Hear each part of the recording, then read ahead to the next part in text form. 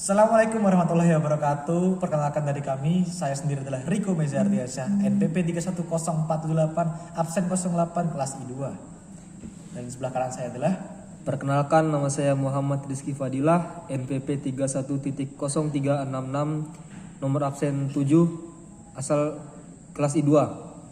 dan sebelah kiri saya adalah Izin memperkenalkan diri, nama Coki Diki Tumanggor, NPP 310052, nomor absen 2. Oke, dari kami sendiri akan menjelaskan tentang apa itu gladi manajemen pemerintahan.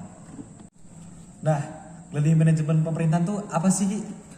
Gladi manajemen pemerintahan berasal dari kata gladi. Gladi menurut Kamus Besar Bahasa Indonesia adalah artinya berlatih.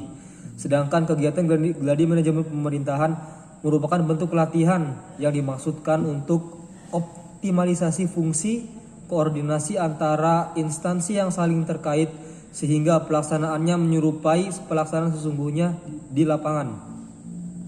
Nah, dari pengertian gladi manajemen pemerintahan tadi, ada beberapa tahapan pastinya kan? Nah, kita coba tanyakan kepada saudara Coki, apa itu tahapannya, Cok? Yang pertama itu adalah penyusunan pelaksanaan gladi. Yang kedua pelaksanaannya. Jadi yang pertama itu penyusunan, yang kedua pelaksanaan. Oke, mantap sekali. Nah, yang ketiganya ini itu adalah semuanya yang dari 1 sama 2 itu dievaluasi. Jadi itu akan dicek.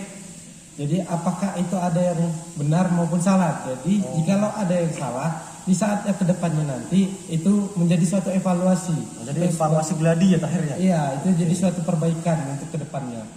Nah, gladi pemerintahan ini sangat penting sekali dilakukan. Karena apa? Dari 3 tahapan tadi, gladi manajemen pemerintahan dapat menyelesaikan suatu kasus masalah dalam pemerintahan.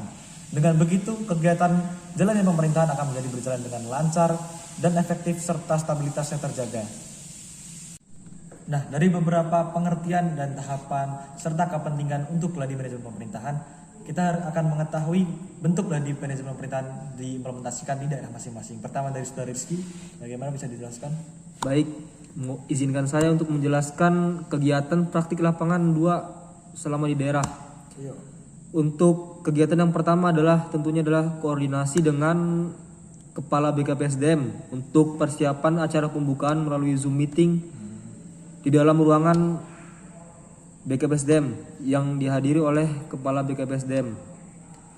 Dan yang kedua adalah koordinasi dengan Kadis dan pembimbing praktisi selama kegiatan praktik lapangan 2 ini di Dinas Kependudukan dan Pencatatan Sipil Kabupaten Cirebon. Selama seminggu pertama itu saya ditempatkan di bidang sekretariat. Di situ saya banyak membantu para staf-staf dan pegawai, terkhusus dalam penginputan surat masuk melalui ke website Simpeg Simpanan Pegawai Distrik Sipil Kabupaten Cirebon. Dan di situ saya juga membantu membuat atau mencetak kartu disposisi surat. Setelah seminggu pertama selesai, saya ditempatkan di bidang pelayanan, tepatnya di bidang pendaftaran penduduk. Sebelumnya saya berkoordinasi dulu dengan kepala bidangnya dan saya ditempatkan di loket legalisir.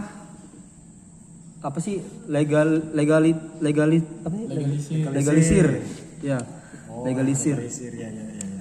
Terus. Banyak fenomena yang saya temukan di lapangan ya, seperti mungkin permasalahan yang saya temukan di lapangan adalah banyak masyarakat yang tidak tahu tentang tata cara mendapatkan pelayanan yang baik. Dalam masalah tersebut, kesalahan terletak pada kurangnya sosialisasi yang dilakukan oleh Dinas Kependudukan dan Pencatatan Sipil oleh masyarakat, sehingga masyarakat tidak tahu tata cara mendapatkan pelayanan. Dan yang kedua, bagi saya sendiri masalah PL ini, karena saya melaksanakan praktek lapangan seorang diri di Dinas Kependudukan dan Pencatatan Sipil Kabupaten Cirebon, saya terkadang susah untuk melakukan dokumentasi kegiatan. Oke, kita telah mendengarkan suatu gladi manajemen pemerintahan dari Saudara Rizky. Sekarang kita akan mendengarkan implementasi Gladi Manajemen Pemerintahan Diri, Saudara Coki Diki Tumanggar.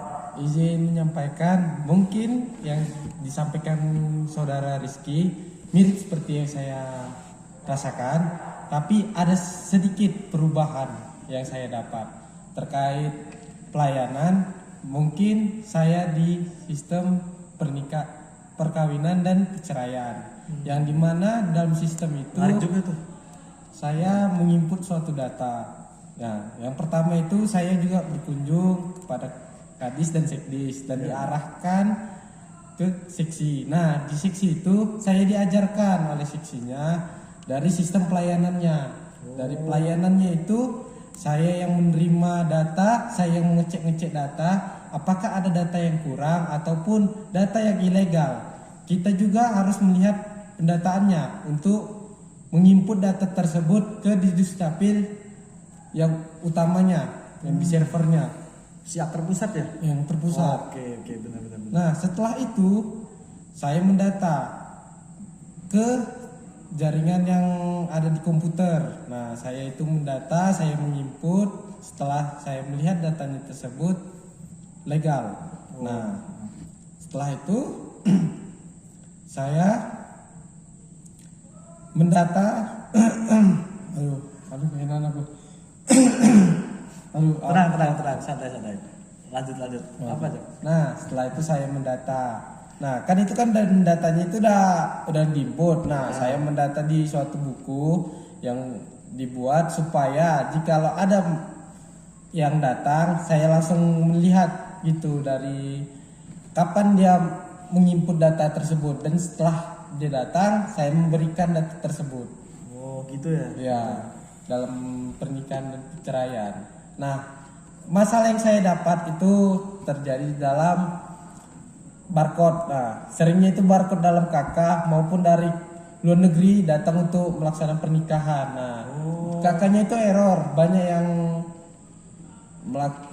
yang ngeluh lah gitu. Nah, disitulah permasalahannya. Tapi dengan situ saya berkoordinasi lagi dan mendapatkan jalan yang terbaik. Nah, Berarti lebih ke teknologi permasalahannya ya? iya, lebih banyak permasalahannya cuma di teknologi aja, di barcode. Nah, Oke, terima kasih rekan Coki. Mari selanjutnya akan mendengarkan dari saya sendiri.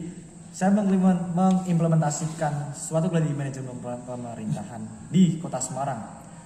Karena yang masalah yang saya dapat itu adalah penyandang disabilitas tidak dapat membuat KTP elektronik dan KIA secara mudah karena keterbatasannya kan. Dan dari kami sendiri pun melaksanakan perencanaan dan penyusunan gladi manajemen pemerintahan, yaitu dengan menggunakan program. Dari program lapor handy, yaitu adalah program pelaporan online dari masyarakat serta banyak keluhan masyarakat. Nah, yang menjadi simpati bagi kami adalah laporan dari penyandang disabilitas tersebut yang disebut instansi atau unit penyandang disabilitas untuk membantu pembuatan pelayanan KTP dan KIA.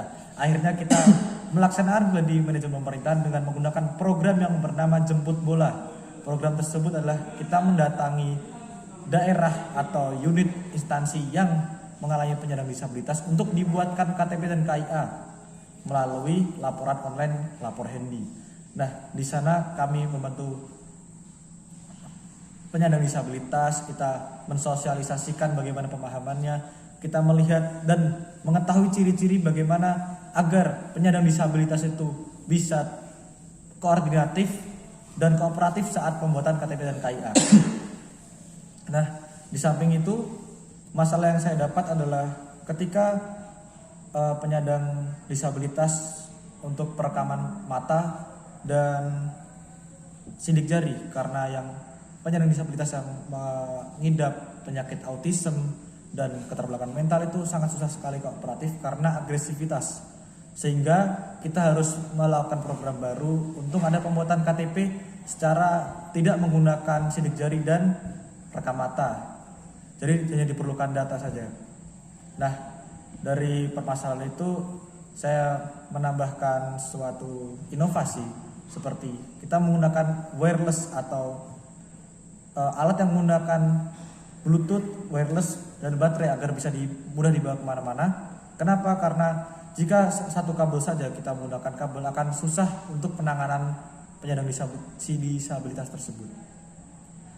Nah, akhirnya yang saya dapat dari situ banyak manfaatnya. Penyandang disabilitas dapat membuat KTP elektronik dan KIA sehingga tujuan pemerintah mewujudkan masyarakat inklusif terwujud. Nah, sekian dari kami, mungkin banyak kurangnya kami mohon maaf. Terima kasih untuk saudara Rizky dan Coki untuk menjelaskan tentang gladi manajemen pemerintahnya. Dari kami, sekian terima kasih. Wassalamualaikum warahmatullahi wabarakatuh.